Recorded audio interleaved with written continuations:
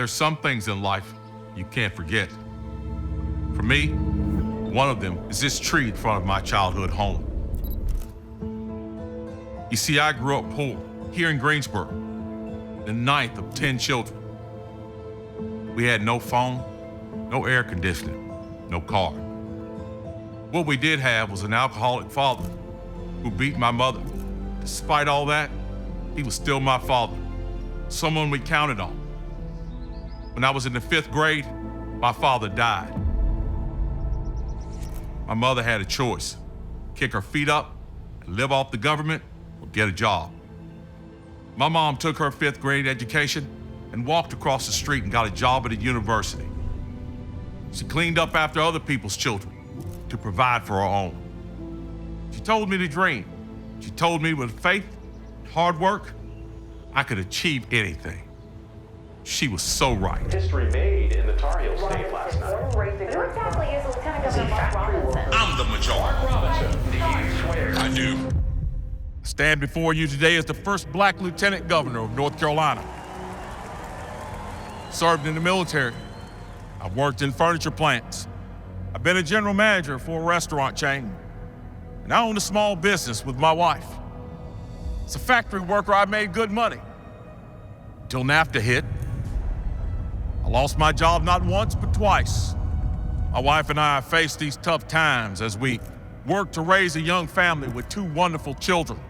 Like so many of you, we know the gnawing feeling you get from worrying about money, how it keeps you up at night as your children sleep. I've lost my car, my home, and was forced into bankruptcy. Like you, I don't need a politician to tell me what to be worried about. It's obvious. We know the price of gas and groceries and childcare is outrageous.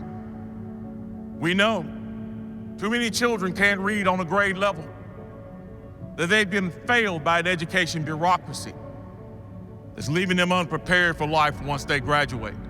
And sadly, we know our teachers aren't respected and aren't treated or paid as the professionals that they are. We know that shuttered factories like the ones I've worked for have left scars all over the small towns of North Carolina.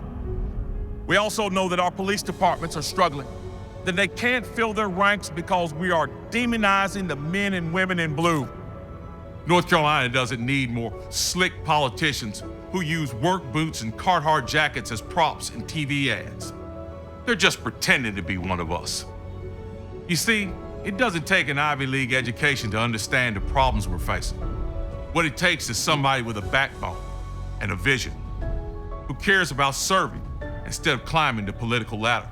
I'm running for governor because we deserve to be represented by someone who's actually lived like us.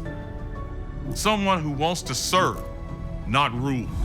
I don't care about the zip code you live in, the size of your paycheck, whether you're black, white, straight, or gay.